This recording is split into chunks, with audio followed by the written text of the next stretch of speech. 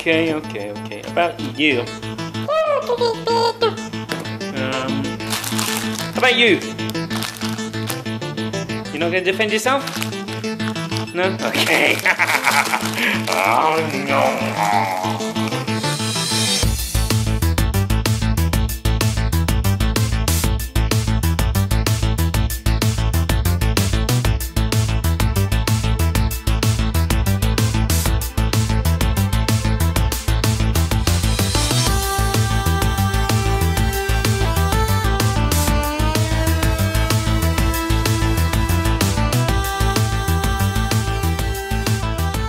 Bonjour tout le monde, c'est Barry. Aujourd'hui, je regarde le jour Mange-moi si tu peux. C'est un jour quand chaque joueur joue un personnage dans l'histoire fantastique et le but du jour c'est pour gagner. The game comes with 6 stands and 6 cards, a bunch of tokens and 1 sheet of rules. Let's pretend this is a 6-player game. At the beginning, each player will secretly take 1 card. And then, once everyone is picked, they will reveal these cards for the other players to see. Now, these cards dictate what role you have on this turn. As you can see, each image is the same as a stand. So you have a wolf, but you have 5 houses. And each of the houses has a victory point condition which you could win or lose on this round. And obviously, if there was less than 6 people playing, you remove certain cards. So in a 3-player game, you'd only have those 3 cards. Once all players have taken their card and revealed what their card is, they take the appropriate standee for their card. Then the round begins. If you're the wolf player, you've got to guess which house is the best one to visit during the night to see if you can get a nice meal. Whereas if you're a house owner, you will have to decide whether you're going to sleep soundly that night or if you're going to set a trap just in case the wolf comes. Let's just say that I'm this little pig here. On the back of your stand you have this disc which spins around with an arrow, and you've got your 2 options. You can either sleep or set up traps for the night. So obviously what you do is you just put the arrow on the appropriate thing that you wish to do. Once you're done, you place your little standee ready to say that you're ready. Once all the house owners have finished deciding, it's time for the wolf to pay a visit to someone. Now, if he decides that he's going to visit, say, someone who set up a trap, the wolf will lose the amount of points marked on the house and the house owner will gain those points. If he visited someone who was sleeping during the night, the wolf gains those points on the house and the owner of the house loses those points. Now, how does this affect all the other players? Well, all the other players that weren't visited, if they were sleeping, they gained the points marked on the card. And all the ones that set traps and didn't get visited, they don't get nothing. The loser of the round will either be the wolf, if he's fallen into a trap, or the house owner, if they were sleeping and the wolf attacked them.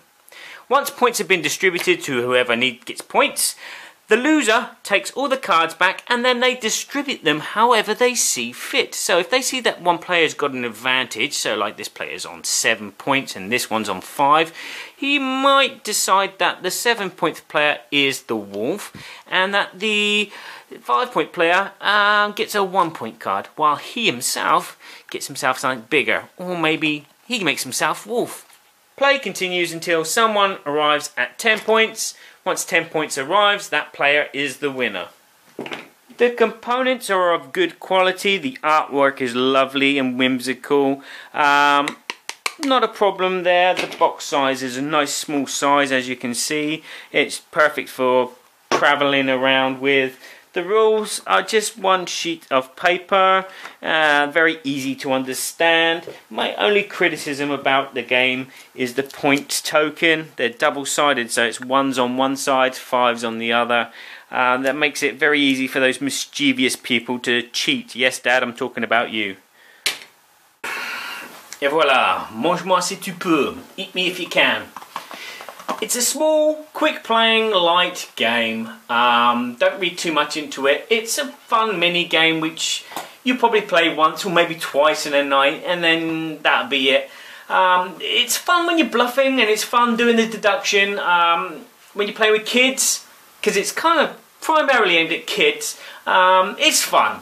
It's fun family entertainment. When you play with adults, it's a whole nother level of psychology. The games start very slow where no one's got any points, and the wolf will attack whoever he wants to attack with no consequence. But midway through the game, when so-and-so's got 7 points and they've got 6 points and you've got 3 points and you've got the cards and you're thinking, well, who should I give what to? Should I make me the wolf and give him the 3 so he knows that if he sleeps, he will win the game? But if I attack him, knowing that he's going to sleep, I would steal 3 points off of him, knocking him back to 4, but it bumped me up a bit. And there's this whole kind of other level of psychology going on. If you like that sort of thing, this thing is great. It's a nice little filler game. It's a nice little kind of end of the night or beginning of your game night kind of game.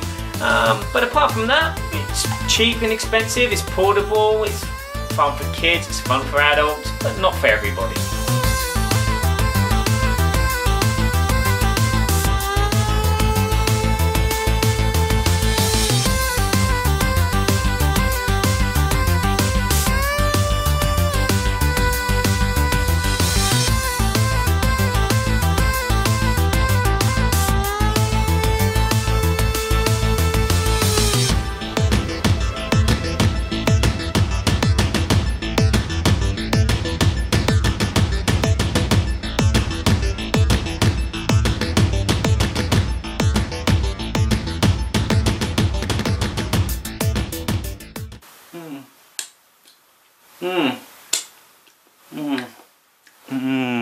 Chocolate.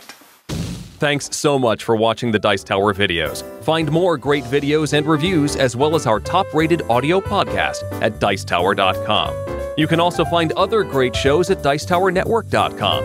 I'm Eric Summerer, and you've been watching The Dice Tower.